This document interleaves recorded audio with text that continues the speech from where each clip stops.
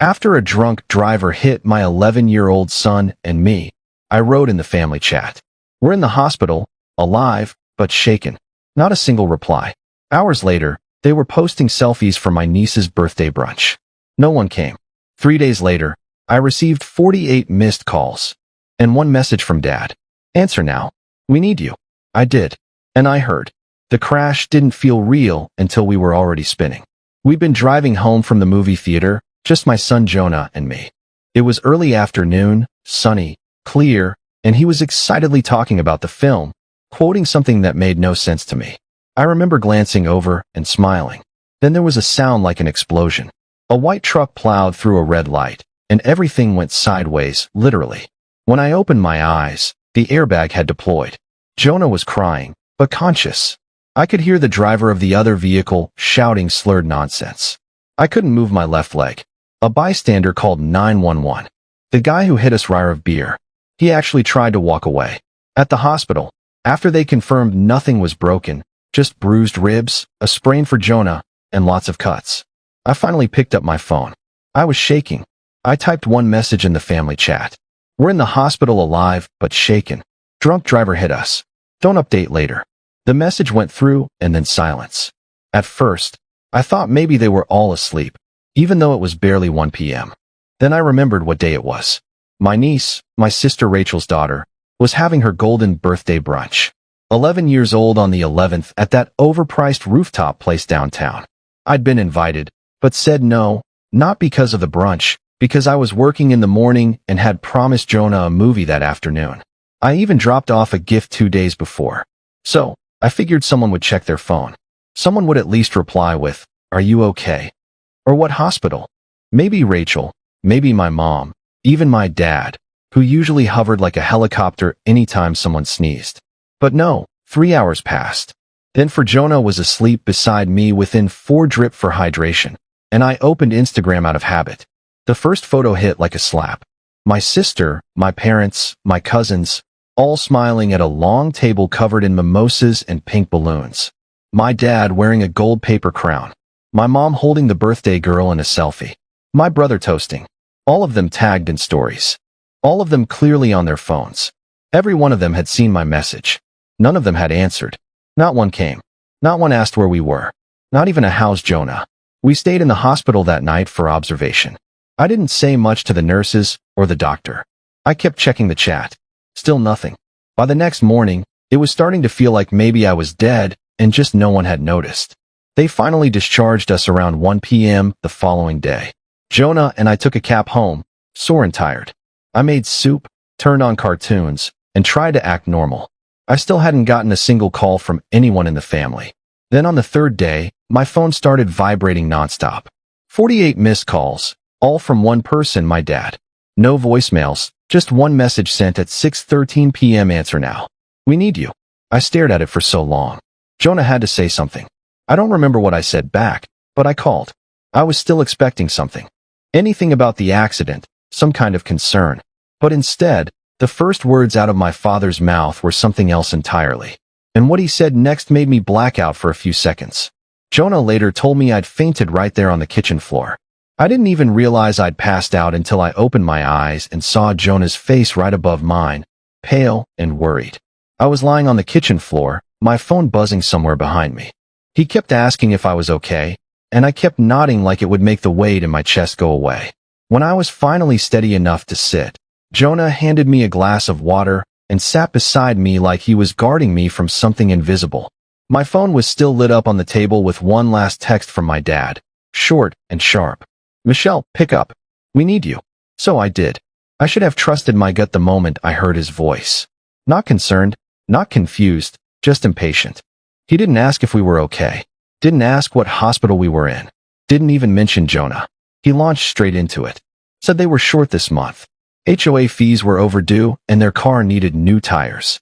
Then he said something about Rachel needing help with a deposit for a school trip for the girls.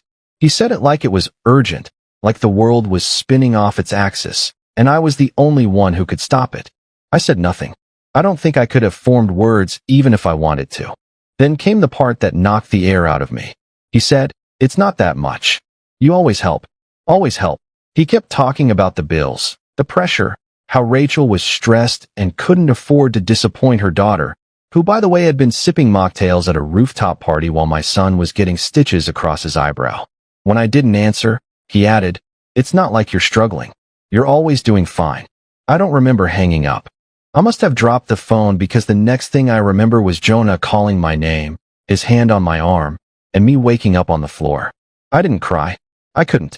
I felt hollow, like I just discovered a deep private truth about my own life that had been there all along, waiting for me to finally look it in the eye. Later that day, I opened the family group chat again. I scrolled past my own unread message, the one where I told them we were in the hospital, and counted over a dozen more messages from the brunch. Photos, videos, jokes about my dad's bad dancing, a group picture with all of them holding up gold balloons. They all had their phones. They all saw my message. Every single one of them chose to ignore it. I showed Jonah. He didn't say anything at first, then asked if maybe they didn't believe me. I told him I wasn't sure what they believed anymore. 2 days later, Rachel messaged me like nothing had happened. She asked if I could watch her girl Saturday night while she and her husband went to a concert. Said she was exhausted from party planning. No mention of the accident. No, how's Jonah? Just same time as usual. I didn't reply. The next morning, I woke up to a photo from my mom of her utility bill. No message, just the bill, as if I'd know what to do with it. I didn't even get angry. I just stared at it, realizing this was the only kind of message I ever got from her anymore. Requests, problems, obligations, never care. That afternoon, I told Jonah I was thinking about going to talk to them, my parents, in person. I expected him to shrug or ask why, but instead he looked at me for a long time and said, "You don't have to go if you don't want to." I told him I needed to, that I couldn't carry it anymore without saying it to their faces. He asked if he could come so that Saturday. Instead of babysitting my niece and her little sister, Jonah and I drove to my parents' house. And I was not ready for what was waiting behind that front door. The moment we pulled into the driveway, I felt something heavy in my stomach. Not quite dread, not quite anger, just something final, like I already knew this wouldn't go the way I hoped. Jonah sat quietly in the passenger seat, hands in his lap. I asked if he wanted to wait in the car. He shook his head. My mom opened the door like she wasn't expecting anyone. Even though I'd texted that morning, she didn't say hi. She glanced at Jonah, then turned and walked back inside. We followed without being invited to my dad was in his recliner, half watching a sports channel. He didn't stand up. He didn't look at me. He just said, "So, did you bring it or not?" I paused. "Bring what?" "The money," he said. "You got the text." That was it. "No, how are you?" "No, how's Jonah?" Just a follow-up to a demand. I told him I didn't come with money. I told them I didn't understand how they could read the message I sent from the hospital, where their grandson was bruised and bandaged, and not even reply that I said it hurt. That I didn't expect a parade, but I didn't expect nothing to my mom finally sat across from me, crossing her legs like she was settling in for a lecture. "We saw the message," she said. "But Michelle, you made it sound a lot worse than it really was. You don't think it was bad enough?" I asked. "We've seen worse," she replied flatly. "You're both home. You're fine. If it had been serious, someone would have called us directly." Then my dad cut in. "And anyway, it was Olivia's birthday. Rachel worked really hard on that. You can't expect us to drop everything over a fender bender." A fender bender. That's how he described it. Like we'd bumped a shopping cart, not been hit by a drunk driver who ran a red light, and tried to leave the scene while my son was screaming that I told them it wasn't just about the accident. It was the silence. The way they carried on like we didn't exist. The way they celebrated while I was staring at blood on my kid's shirt. I said that if the roles were reversed, if Rachel had been the one in the ER with her daughters, I would have been there without hesitation. But that's when Rachel walked in from the kitchen with a glass of wine and said, "You always make everything about you." "I was in the hospital," I said. "And now you're not," she shrugged. Jonah stood next to me, holding my hand tighter than usual. I looked at him, then back at them, and said I couldn't do it anymore. I couldn't keep being the one who gave and got nothing but silence or guilt in return. I was done pretending this was a two-way relationship. It wasn't what my dad said. "So you're going to punish us over nothing?" My mom said, "You always overreact." Rachel laughed. "She'll be back next week. Same as always. Wait till she needs help." Jonah looked at me and mouthed, Please, can we go? And that was it. We left without another word. I didn't slam the door. I didn't yell. I just walked out and let it close, like it had closed on so many parts of my life before I was ready. When we got home, I opened my banking app and cut them off. I stopped paying their internet, their electric bill, their phone plan. I canceled the monthly transfer to their checking account, the one I'd set up years ago when my dad was recovering from back surgery and Rachel had just divorced her first husband. The first call came the next day. My mom asked if I'd accidentally canceled something. Then Rachel messaged asking if I could still babysit Saturday. I didn't answer. Later that week, my dad texted that the electric bill was due and their card had bounced. I ignored that too. The silence that followed was different from the silence in the hospital. This one was angry, pressurized, temporary. I knew they'd come back. They always did when they wanted something to. I just didn't realize how far they'd go. With my family, saying no was a language they never bothered to learn. For almost 2 weeks, I ignored every request, every guilt trip, every message disguised as a reminder or favor. My mom sent another picture of a power bill with no context. My dad sent a screenshot of his empty bank account with a sad face emoji. Rachel was the worst. She switched between sarcasm and manipulation like it was a game. Then one Thursday, she just showed up. I'd worked a long shift and was exhausted when I found her sitting on my porch with her daughters, both glued to their tablets. She stood and said, "Can you watch them for a bit? Emergency." I said no. I told her she should have called and couldn't just show up expecting me to drop everything. She didn't argue. She smiled, got in her car, and drove off. Leaving the girls behind like this was normal. They didn't even look up. One asked if I had fruit snacks that I let them in, fed them dinner, put on a movie, and texted Rachel once. I did not agree to this. Do not do this again. She didn't reply. She came back at 9:12 p.m., grabbed their coats, said, "Thanks, I owe you one," and left. No apology. That night, Jonah asked, "Would you ever leave your kids like that?" I said no. He nodded. I don't want to be like them. Ever. The next morning, I got a final shut-off notice for my parents' electric bill. I closed it. They were learning what life without my help looked like. Later that day, my Aunt Lorraine called. She'd heard about the accident from a neighbor. My mom had told her it was nothing and that I was being dramatic. Lorraine didn't believe it. She asked how Jonah was and said, "They've always put Rachel first. You've been the fallback for years. It's not your job anymore." She invited us to dinner that weekend. Her house was calm, warm, normal.